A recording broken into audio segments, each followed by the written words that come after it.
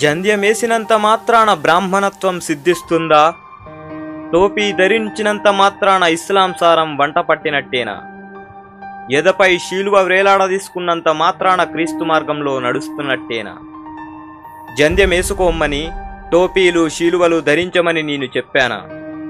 నేను మిమ్మల్ని మీకోసం ప్రకృతిని సృష్టిస్తే మీరు ఇష్టానుసారం కులమతాలను సృష్టించుకొని చంపుకుంటూ చివరికి నా కోసమే అని సమర్థించుకుంటారా?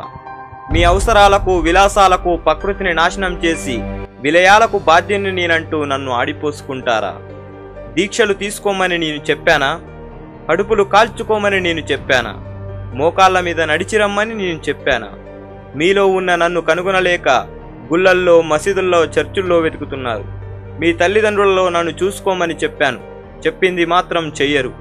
ఆకలన్నవానికి పిడికడు ముద్ద పెట్టలేరు, కానీ హుండీలో కోట్ల రూపాయలు గుమ్మరిస్తారు. మీరిచ్చే కాగితపు నోట్లు నాకు అవసరమా?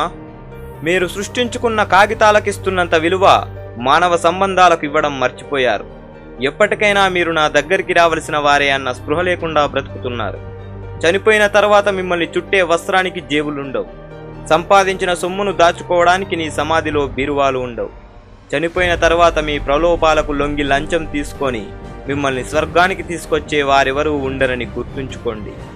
మిమ్మల్ని సృష్టించి తప్పు చేసి మీ చేతిలో ఆటబొమ్మనయ్యాను.